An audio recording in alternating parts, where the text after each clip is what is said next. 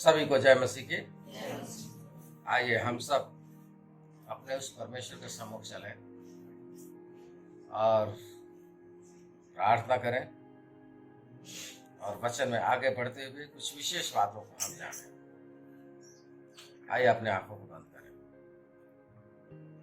धन्यवाद महान जीवित सर्वशक्तिमान दयालु पिता परमेश्वर, इस समय में प्रभु हम आपके सम्मुख हैं और प्रभु जी खास तौर से हमारी विनती है, जबकि हम आपके वचन को सुनाने जा रहे हैं, अपने पवित्र आत्मा की अगुवाई और सामर्थ्य से भर दीजिए, ताकि जो कुछ वचन हम लोगों के लिए बाइबल के अनुसार आता है उसे हम मसीह होने के नाते, आपके लोग होने के नाते, विश्वासी होने के नाते हम उसे समझ सके, जान सके, विश्वास कर सके और उसके अनुसार चल सके। पवित्र आत्मा अपनी समझ, बुद्धि और ज्ञान से भर दीजिए। पवित्र आत्मा आप हमारी अगुवाई कीजिए, अंधकार की तमाम सामर्थ्य को दूर कर दीजिए और अपने महिमा, अपनी प्रशंसा और अपनी अगुवाई में हमें इस वचन के शिक्षा के द्वारा, उपदेशों के द्वारा हमें ले चलिए, ताकि सच्चाई से हम आपके पीछे चलने वाले हो सके और आपको महिमा मिल सके। सारा आदर महिमा आपको यीशु के नाम से मांगते हैं, आमीन। आइए हम लोग वचन निकालेंगे पहला कुरिन्थियों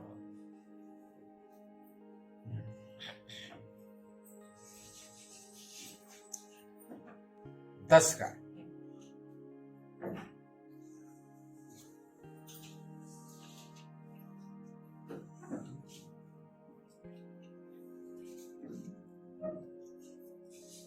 और 1 से लेकर के हम 13 तक पढ़ेंगे और इसमें कुछ एक बातों को देखेंगे कि परमेश्वर अपने लोगों के लिए, जो विश्वासी हैं, उनके लिए क्या कहता है। ये विश्वासियों के लिए वचन है, वो उत्साहित करता है और पौलुस इस बात को कहना चाहता है कि हमें कैसा होना चाहिए। और बीते तमाम घटनाओं को देखते हुए या दृष्टांतों को या कार्यों को जो उसने किया, उनको देखते हुए हमें कैसे आगे बढ़ना है। हे भाइयों, मैं नहीं चाहता कि तुम इस बात से अज्ञात रहो कि हमारे सब बाप दादे बादल के नीचे थे और सब के सब समुद्र के बीच से पार हो गए और सब ने बादल में और समुद्र में मूसा का बपतिस्मा लिया और सब ने एक ही आत्मिक भोजन किया और सब ने एक ही आत्मिक जल पिया, क्योंकि वे उस आत्मिक चट्टान से पीते थे जो उनके साथ साथ चलती थी और वह चट्टान मसीह था। परंतु परमेश्वर उनमें के बहुतेरों से प्रसन्न न हुआ, इसलिए वे जंगल में ढेर हो गए। ये बातें हमारे लिए दृष्टांत है कि जैसे उन्होंने लालच किया, वैसे हम बुरी वस्तुओं का लालच न करें और न तुम मूरत पूजने वाले बनो, जैसे कि उनमें से कितने बन गए थे। जैसा लिखा है कि लोग खाने पीने बैठे और खेलने कूदने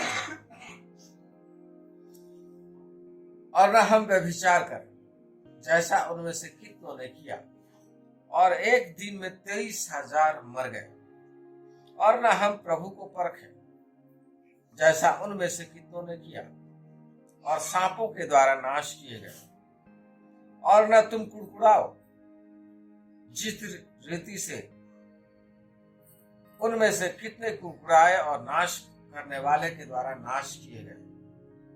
परंतु ये बातें जो उन पर पड़ी दृष्टांत की रीति पर थीं और वे हमारी चेतावनी के लिए, जो जगत के अंतिम समय में रहते हैं, लिखी गई है। इसलिए जो समझता है कि मैं स्थिर हूं, वह चौकस रहे कि कहीं गिर न पड़े। तुम किसी ऐसी परीक्षा में नहीं पड़े जो मनुष्य के सहने से बाहर है, और परमेश्वर सच्चा है, वह तुम्हें सामर्थ्य से बाहर परीक्षा में न पड़ने देगा।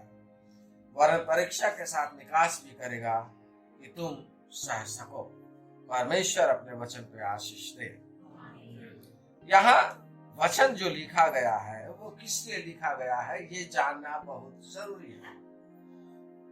पूरा वचन जो हम बाइबल, ये पूरा हम बाइबल जो पढ़ते हैं ये उस समय के लोगों के लिए नहीं लिखा गया है, वो इस समय के लोगों के लिए लिखा गया है। जो इस संसार में रहते हैं उनके लिए लिखा गया है। इसलिए हम 11 पद पढ़े हैं तो वहां कहता है कि ये दृष्टांत की रीति पर है और हमारी चेतावनी के लिए है। किनके लिए? जो जगत के अंतिम समय में रहते हैं उनके लिए लिखी गई है, और जगत के अंतिम समय में हम लोग हैं, इसलिए ये हमारे लिए लिखी गई है। और एक मसीही जीवन क्या है इसके विषय में विस्तार से बताया गया है। और यहाँ कहता है कि हम सब ने जो यीशु मसीह में विश्वास किया है और उसके सम्मुख हम आए हैं, तो ये सब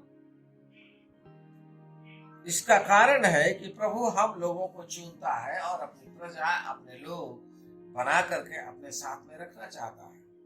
और हम उसकी प्रजा और उसके लोग तभी बने रह सकते हैं जब हम अपने परमेश्वर को जाने और उसके किए हुए कार्यों को जानते हुए सचेत होकर के अपने चाल चलन, अपने व्यवहार, अपने बातचीत, अपने कार्यों में उसको धारण करें। ये जरूरी है हमारे लिए। एक मसीही व्यक्ति मसीह की चाल चलना चाहता है और परमेश्वर ये चेतावनी देता है कि जैसे पिछले तुम्हारे बाप दादे जो कठोरता के साथ में या अनाज्ञाकारिता के साथ में चलते रहे वैसी चाल न चलो। और उनके दृष्टांत के रूप में कहता है कारण क्या है? कारण ये कहता है कि तुमने एक ही आत्मिक भोजन किया है, आत्मिक रूप से तुम्हें तैयार किया गया है और सब ने एक ही आत्मिक जल पिया है, अर्थात बपतिस्मे की यहाँ बातें करता है। और हम पुराने नियम के अनुसार, उन बाप दादों के अनुसार देखें तो उन लोगों ने आत्मिक भोजन मन्ना किया था। जो उनको खाने को जब मिलना हुआ और वो लोग कुड़कुड़ाने लगे, खाने को नहीं मिलता है, रोटी नहीं मिलता है, तो परमेश्वर ने आत्मिक भोजन, स्वर्गीय भोजन मन्ना दिया था उनको खाने के लिए। और जब उन लोगों को जल की आवश्यकता हुई तो उसने आत्मिक जल दिया था। 2 बार उसने चट्टान में से पानी निकाला था और उनको दिया था जब वो भूख प्यास से मरने लगे थे तब। और वो परमेश्वर के साथ चलते हुए उन लोगों ने किया।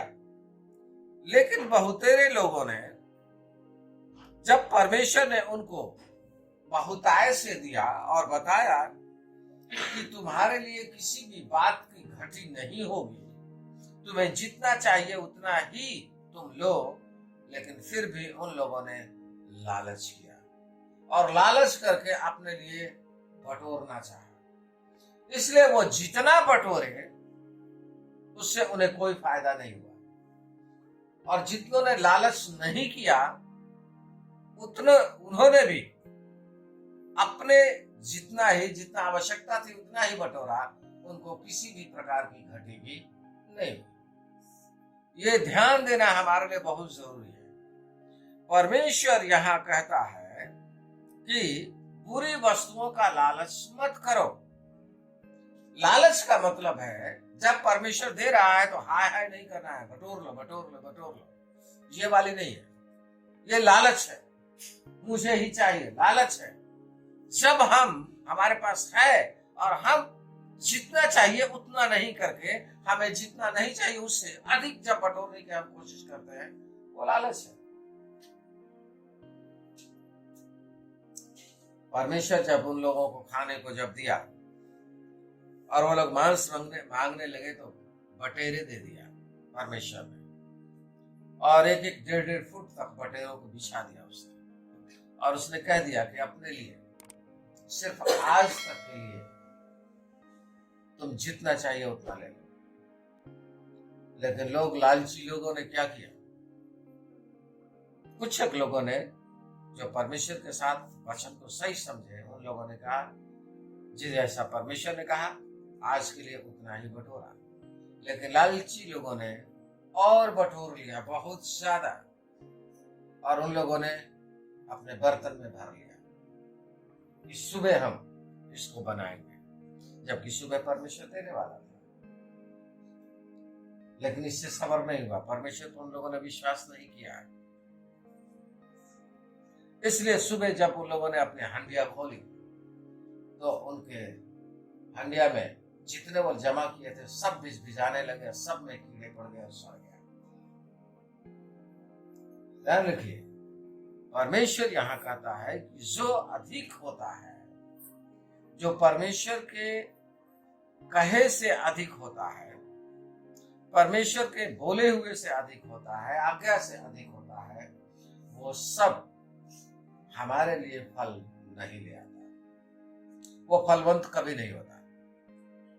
हम कितना भी अपने लिए धन कितना भी बटोर लें, अगर परमेश्वर के अनुसार नहीं है तो उसमें कीड़े और काई लगेंगे। परमेश्वर का वचन कहता है, मैं नहीं कह रहा, परमेश्वर का वचन कहता है।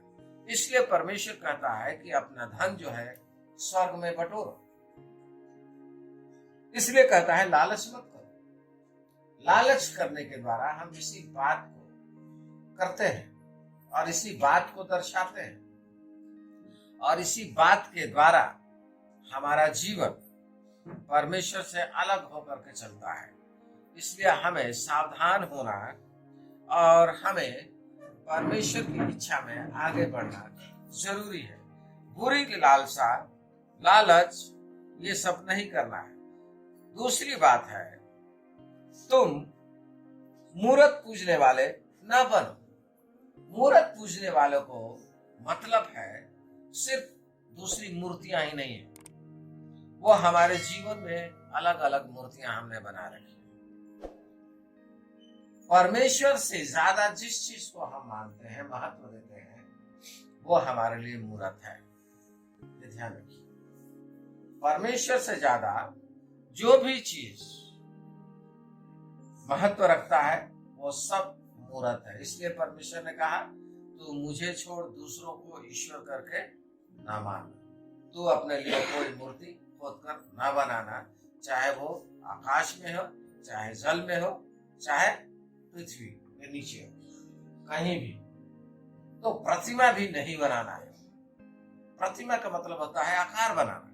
अपने दिमाग में आकार हम बनाते हैं, हमारे लिए ये ऐसा होगा तो ये हो जाएगा, ये होगा तो वो होगा, ये सब आकार हम बनाते हैं। तो जिस चीज को हम ज्यादा महत्व देते हैं परमेश्वर से बढ़ करके, वो चीज हमारे लिए मूर्त बनता है। और परमेश्वर कहता है ऐसा नहीं करना, क्योंकि जब हम ऐसा करते हैं तो हम अनरीति चलते हैं। ध्यान रखिए, जब ऐसा होगा तो अनरीति हम चलेंगे, सही नहीं चलेंगे।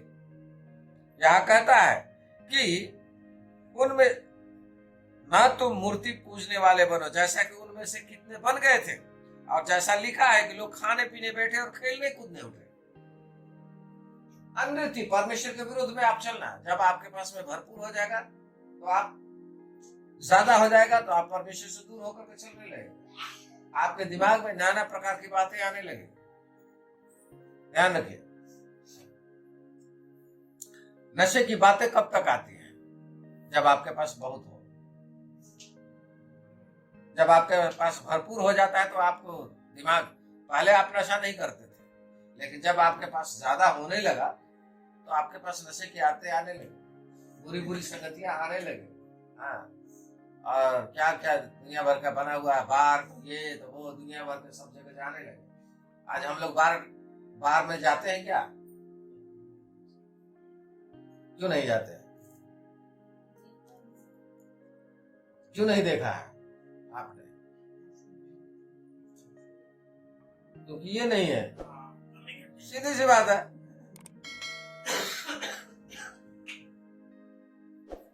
ये नहीं है तो आपको मतलब ही नहीं है कहीं जाने का, कहीं देखने का कोई मतलब ही नहीं है। जब ये हो जाएगा तो सब दिखाई देने लगेगा। ये समझ लीजिए। तो यही बात बताता है कि जब हमारे पास ज्यादा हो जाता है तो हम यही करते हैं, फिर हम व्यभिचार की ओर बढ़ते हैं और व्यभिचारी बन जाते हैं। और व्यभिचारी बन करके क्या होता है, हम अपने ऊपर दंड लाते हैं, परमेश्वर उनको दंड देता है। जब पिछले समय में उन लोगों के बीच में जब व्यभिचार की आत्मा ने काम किया, हमारे पुरानियों के बीच में, तो परमेश्वर ने उनको दंड दिया और 23,000 लोग मर गए। समझिए, उस समय की जनसंख्या के अनुसार 23,000 कितना मायने रखता है। आज हम लोग हिंदुस्तान में कितने हैं? 140 करोड़।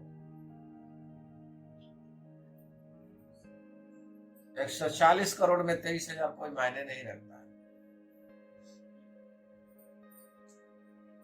लेकिन सोच लीजिए, 6 लाख में 23,000 मायने रखता है। समझ रहे? 10 लाख में मायने रखता है 23,000, कम नहीं है। तो वैसे लोग मर गए। क्यों? क्योंकि परमेश्वर के विरुद्ध में बलवा किया, वो व्यभिचार करने लगे और इसका कारण हुआ कि दंड वो हुआ। और वे बार बार ऐसा करते रहे और इसका कारण उनको दंड भुगतना पड़ा। हम अपने प्रभु को न परखें जैसे उन समय के लोगों ने बार बार परखा, और सांपों के द्वारा उन्हें जहरीले सांप परमेश्वर ने भेज दिए। जब वो परखने लगे, परमेश्वर ने उनको दंड दिया और जहरीले सांपों ने उन्हें काटना शुरू किया और वो मरते चले गए। और जब वो लोग प्रार्थना किया, परमेश्वर के पास आए तो बचाए गए। फिर कहता कुड़कुड़ाओ मत। बहुत सारी बातों में हम कुड़कुड़ाते हैं। ये कुड़कुड़ाना हमारे लिए खतरनाक है।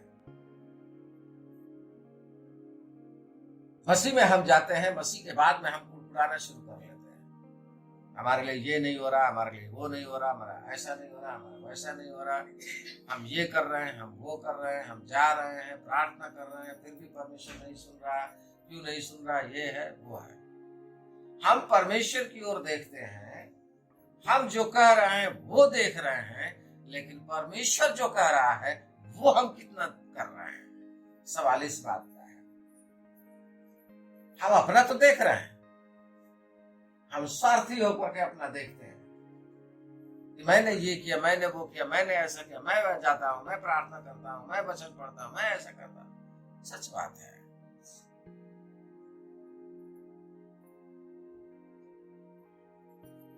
लेकिन हम कितना परमेश्वर की आज्ञा को मानते हैं, हम कितना उसकी सुनते हैं, कितना उसके लिए करते हैं। सवाल इस बात का है, हम क्या सही में उससे प्रेम करते हैं? क्या हम सही में उसके संग एकात्म होते हैं? हमारा और उसका संबंध एक रास्ते में चल रहा है?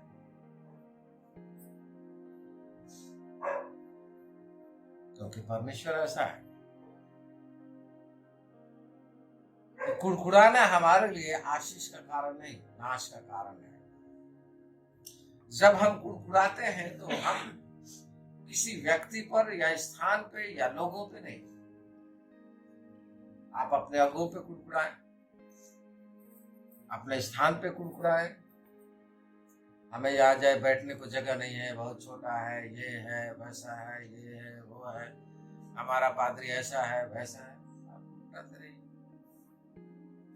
लेकिन किसके विरुद्ध में आप बोल रहे हैं? उस व्यक्ति विशेष के लिए नहीं है, परमेश्वर कहता है मेरे विरुद्ध में वो बोल रहा है। परमेश्वर कहता है कि वो तुम्हारा इनकार नहीं कर रहा है, वो मेरा इनकार कर रहा है। इसलिए उनको फल देना ना देना ये उसका काम है। परमेश्वर आशीष देने वाला है, इसलिए हम उसके आशीषों में बने रहे। बने रहने के लिए जरूरी है हम लोग जब एक ही आत्मिक भोजन किया है और एक ही पानी पिया है, अर्थात यीशु मसीह के द्वारा हम लोगों ने बपतिस्मा लिया है, उसको ग्रहण करते हुए उसके लहू और मांस में शामिल होते हुए, आत्मिक भोजन का मतलब यही है, तो हमें जरूरी है कि हम इन बातों से भागे, दूर रहें। एक मसीही का कर्तव्य है कि वो इससे दूर रहे, लालच की आत्मा से दूर रहे, मूर्तों से अपने आप को बचाए रखे, कोई भी ऐसी मूर्त ना बनाए, चाहे वो बाहर में हो चाहे वो अपने अंदर में हो, ना बनाए। व्यभिचार की आत्मा उसके जीवन में काम ना करे।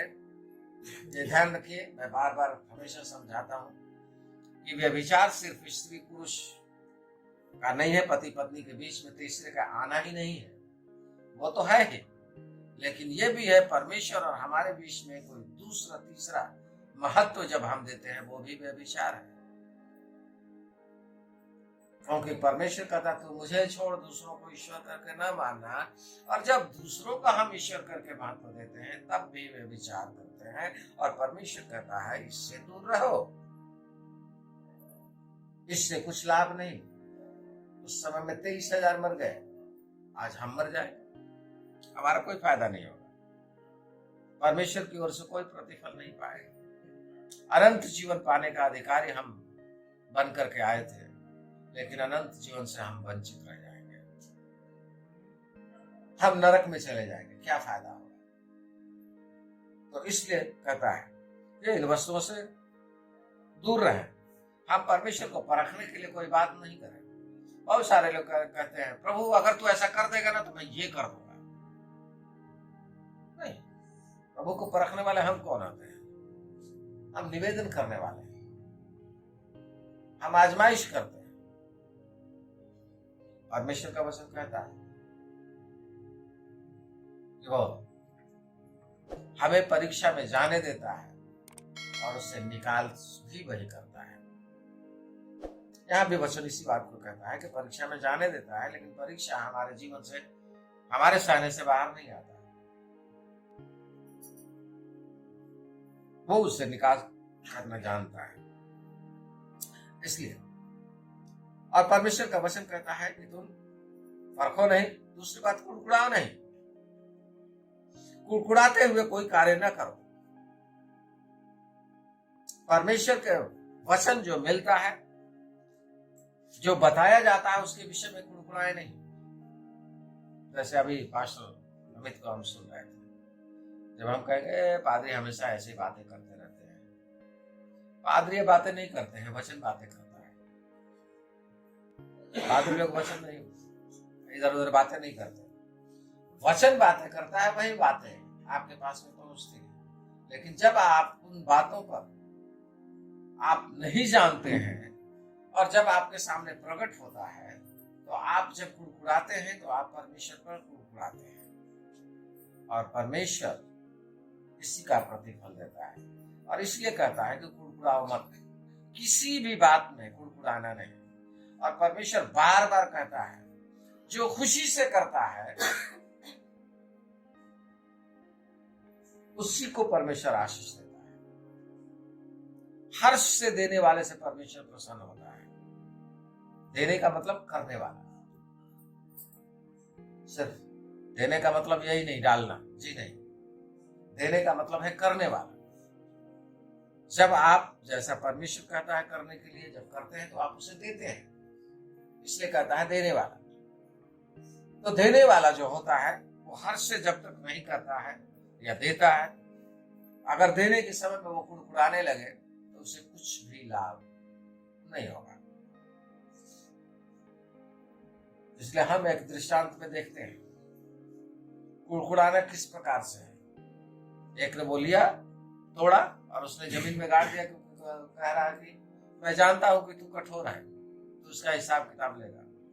इसलिए मैंने गाड़ दिया, छिपा कर रख दिया कि जब तू आएगा मैं तुझे वैसे ही वापस कर दूंगा। यह फल प्राप्त करने का जरिया नहीं, फल प्राप्त करने का जरिया है कि उसको बाहर में ले जाया जाए। यह सुसमाचार के निमित्त में है। इसलिए हम कुड़कुड़ाए नहीं, जो भी कार्य करना है उसे गहराई से और अच्छे से करें। और कहता है कि जो कुड़कुड़ाता है वो नाश किया जाएगा, वो नाश का कारण खुद ठहरता है।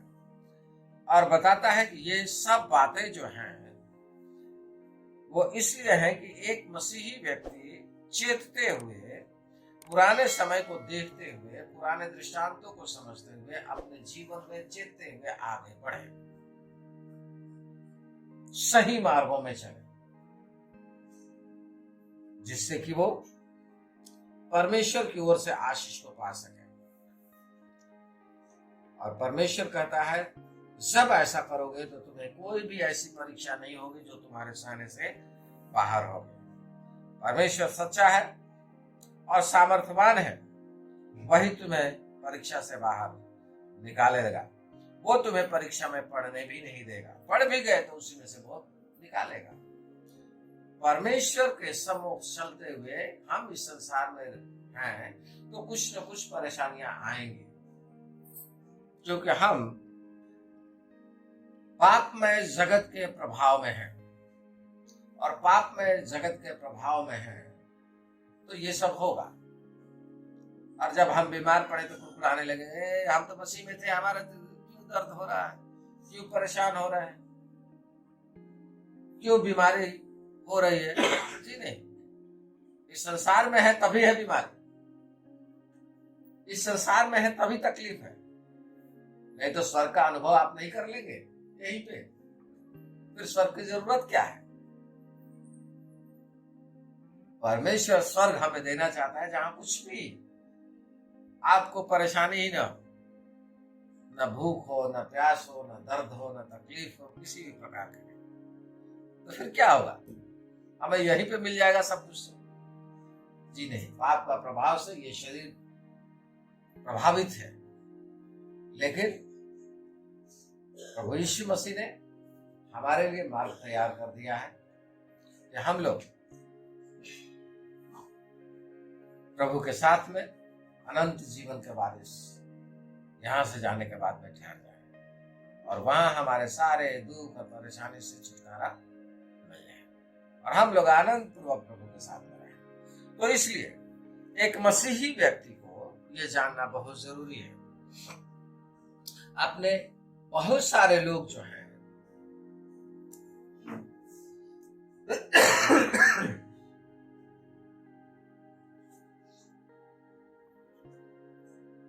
अपने पिछली घटनाओं से सीखना नहीं चाहते हैं, चेतना नहीं चाहते हैं।